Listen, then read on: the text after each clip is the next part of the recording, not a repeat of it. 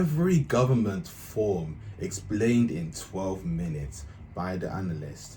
Okay, here we go, guys. As we know, there are many different types of governments, and some are the good, some are the bad.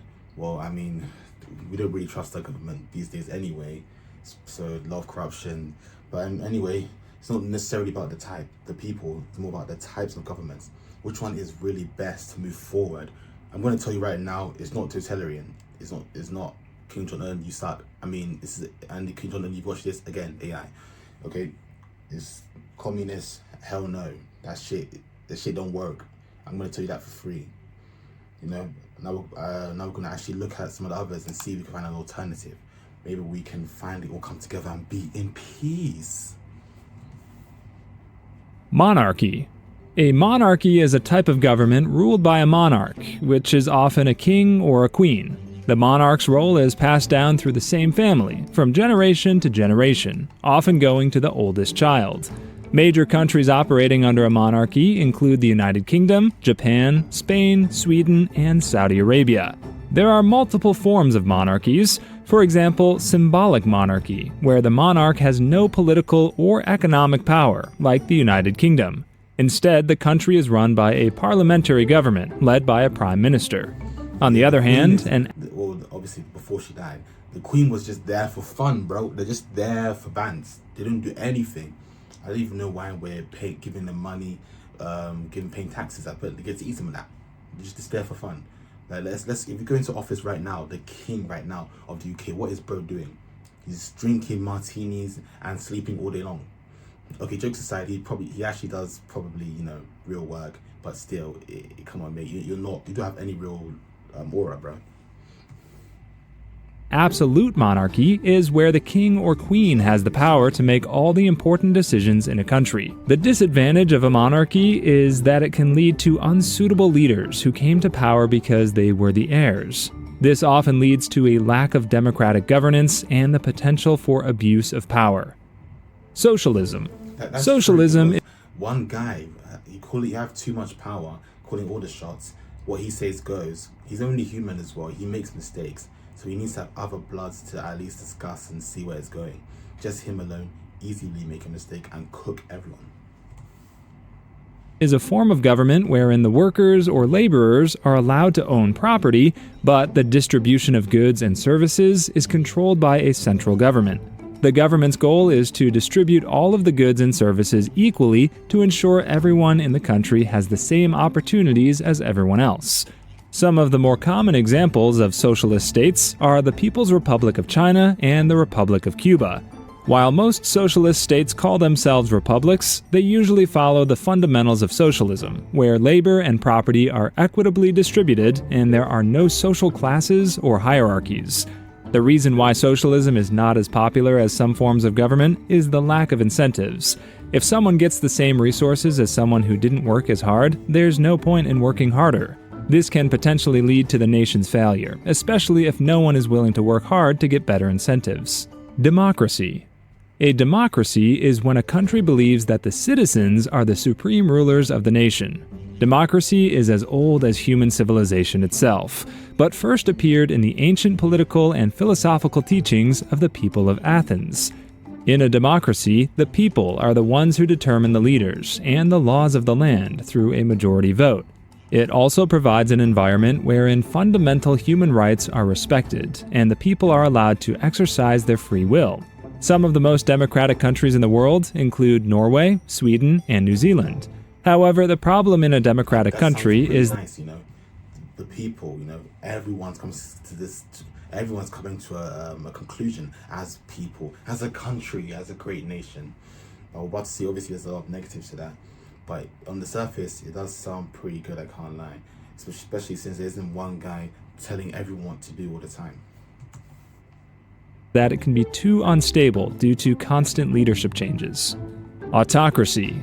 An autocracy is when only one person or ruling party holds supreme power over an entire nation. Every decision that the autocratic ruler makes cannot be limited by external factors. These decisions are absolute and should be followed by the country. The autocrat also has total control over what the people can do when it comes to their civil liberties. In an autocracy, the people have no say in the nation's affairs, contrasting it to democracy. Autocracies have existed since ancient times, usually in absolute monarchies, where the king's word is the law. The Soviet Union, once ruled by Joseph Stalin, is one of the more recent examples of an autocracy. The biggest disadvantage of an autocracy is the potential abuse of power by the autocrat, who may become a dictator. Federal. Abuse of power seems to be a trend in a lot of these government types, and I feel like despite, no matter what government type you kind of go with, there's a good chance, a very good chance actually, that there will be an abuse of power, unfortunately. Corruption everywhere, baby. Federal governments formally divide the sovereign power between a central government and the regions that form part of the country. The central government is still the leader of the whole nation, but allows the different regions or states to have control over their internal affairs. These states can have their leaders and laws, but are not independent nations. The reason why federalism wants to decentralize some of the functions of the government is to promote efficiency. This is usually the case for bigger countries, because it's easier for smaller territories to govern themselves than allowing a central government to govern an entire nation. It's similar to how the head coach of a sports team needs to delegate roles to his assistant coaches. The assistant coaches have a sense of independence in their roles, but they are still under the overall leadership of the head coach. The most common example of a federal government is the United States of America, which is under the leadership of a president, but has different state senators that manage their territories and constituents. One of the biggest drawbacks of a federal form of government is the possible economic inequality between different regions, because some territories have better access to certain resources that other territories can't have access to. Oligarchy. Oligarchy, which can be translated to rule of the few, is a form of government wherein only a few oligarchs have power over the entire nation. These oligarchs come from different groups or families that usually rise to power through financial or military means. The country's political, social, and economic affairs are settled through the decisions made by the oligarchs.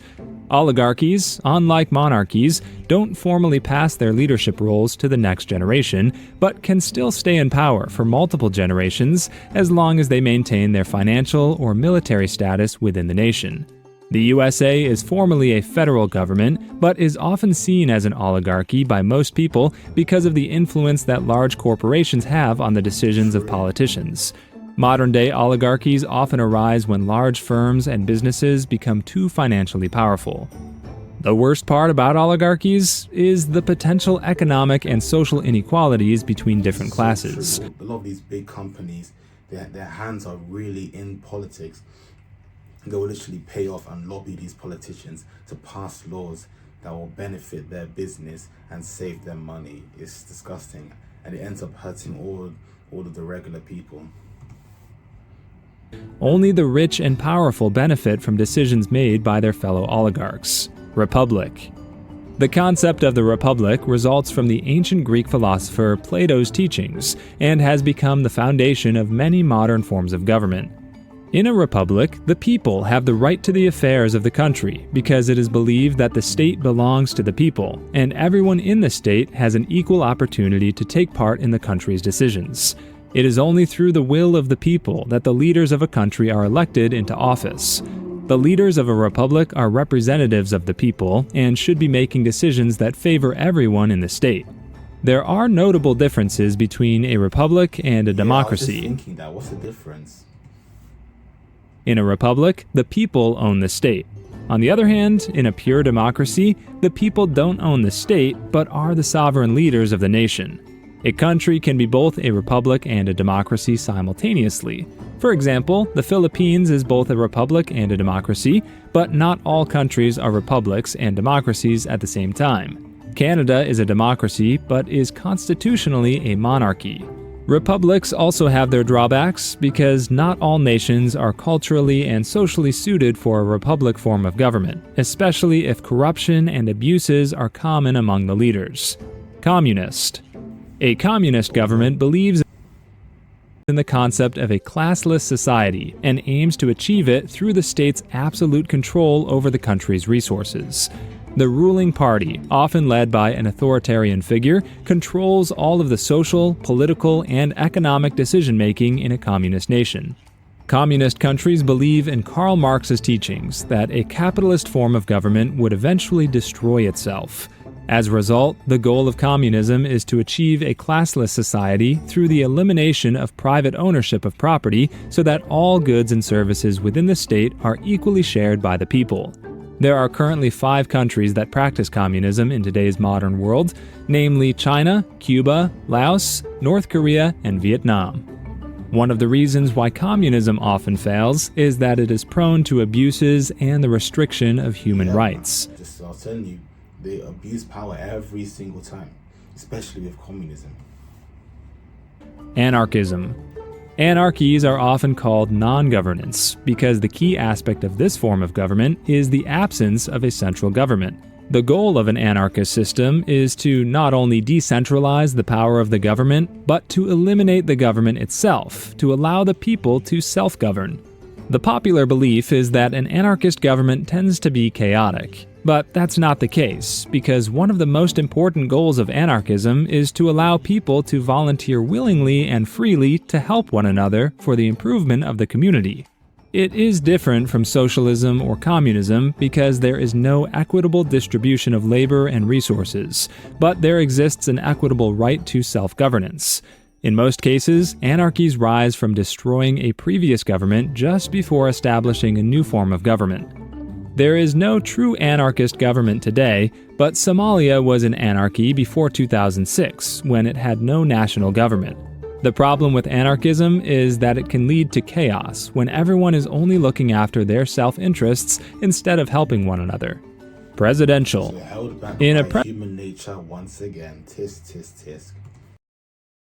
presidential form of government, there is a separation between the different branches of the government, allowing the executive branch to have separate roles from the legislature. The president is the head of the executive branch and is tasked with the execution of the laws. Meanwhile, the legislature is the branch that's responsible for the enactment of the laws. Presidential governments can arise from republics and democracies.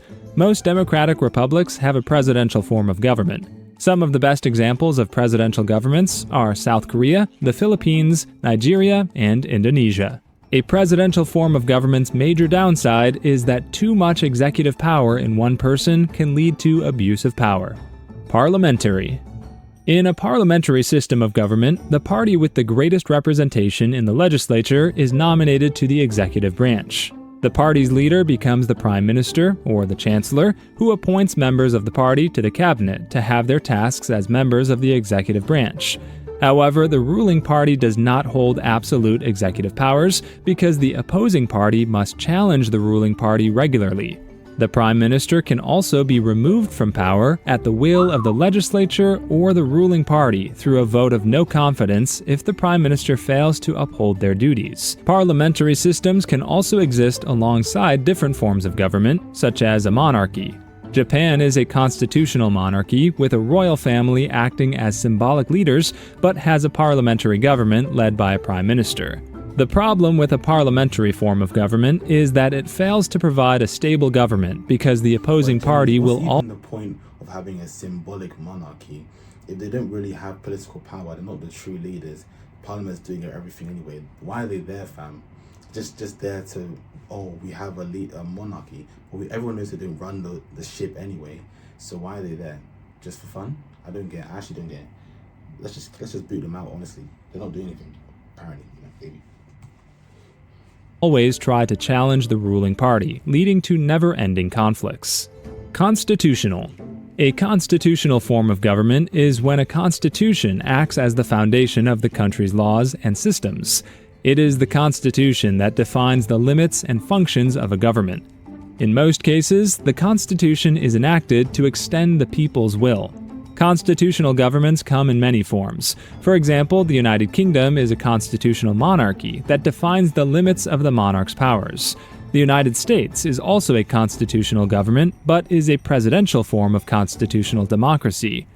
However, the major weakness of a constitutional form of government is that every system or law in place has to be consistent with the Constitution. The Constitution has to be amended if vital laws need to be passed but are inconsistent with the Constitution. Totalitarian. The term totalitarian was originally coined by Benito Mussolini, who led the fascist state of Italy during his reign from the 1920s head right there. That's not good. 1920s to the 1940s. A totalitarian system of government is when the government seeks to control everything within the country. This does not only include the political and economic matters of the country, but also the beliefs and values of the citizens. Theoretically, the freedom of the citizens in a totalitarian regime is suppressed. Totalitarian government abides by the belief that everything within the state should fall under the control of the state, and that no one in the state should ever go against the state. One of the best examples of a totalitarian regime in modern times is North Korea, which follows a totalitarian republic ruled by the Kim family for 3 generations already. Like socialist, autocratic, and communist governments, a totalitarian regime is prone to human rights suppression and abuses. Oh yeah, that's the video. I hope now you'll have more understanding of these governments. You came in not knowing niche, and now you know it's all. And it's all thanks to our boy here. So make sure you subscribe, show him love, and subscribe and show me love. Thanks for watching and all that good stuff. I'll see you later.